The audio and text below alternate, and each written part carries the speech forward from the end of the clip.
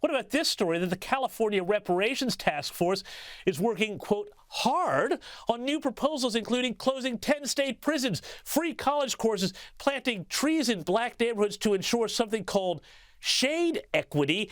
I haven't ever even heard this term in my life. Tell me, how is this going to solve the racial divide in America? It's not, James. Listen, I got to be serious for a second. My family, we're in the bail bond business, so we are in charge of getting people out of jail. And the reason why that's a big issue in states like states like California and Los Angeles especially, they have bail reform, where the same form in America where you can get a free attorney, what's called a public defender now, because of social justice, you can sign that same form and say, I can't afford to get out of jail. And those same programs are now bailing out career criminals that their own family members wouldn't get them out of jail. Their own best friends wouldn't get them out of jail. But the state of California or the state of New York deems these criminals to be, since they are of a minority, that they deserve to get out literally for free. And because of that, in places like Chicago, New York, and Los Angeles, crime is skyrocketing. So none of these social justice programs actually help. I believe that they're actually designed to cause more confusion and actually destabilize America. And I know that's a conspiracy, but I truly don't believe that America is, heading in the right direction.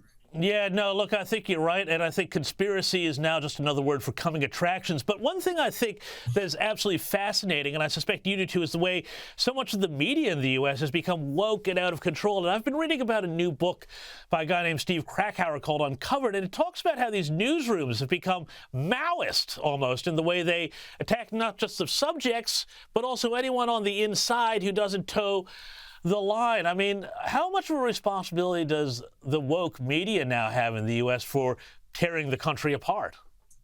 James, you know this. The media really bears probably the majority of the responsibility because the media is the main tool that propagandizes the society. So it's like this woke culture. It only takes a few powerful people at these media companies to basically indoctrinate the youth. And I was talking to a famous actor, the guy, Kevin Sorbo, who played Hercules. Now, if you're considered a conservative, it used to be a long time ago, people would be persecuted if they came out of the closet as a homosexual. Now you get persecuted if you come out of the closet as a conservative. So if you can't be a conservative in Hollywood, then we know our media is going to be biased.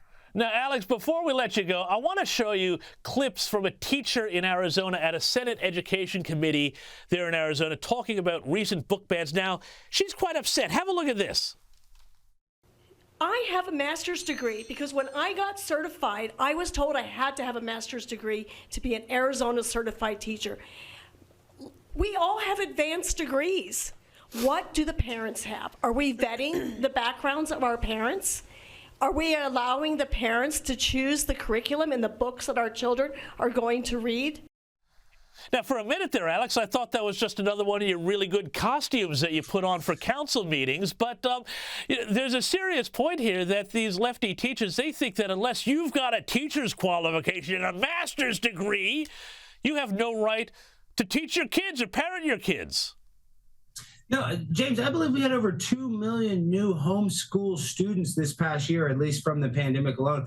So listen, if I was a parent right now that had a child in school, I'd be very careful in the United States because these public school teachers are not only encouraging kids with the gender ideology, subliminal programming, but they're also doing it behind the parents' backs because these teachers think they know better than the actual kids' parents. So that is really not a conspiracy. That is true. These teachers feel emboldened to tell their own parents, I'm saying their own kids of a parent that they know better than a parent. And that, to me, is disgusting.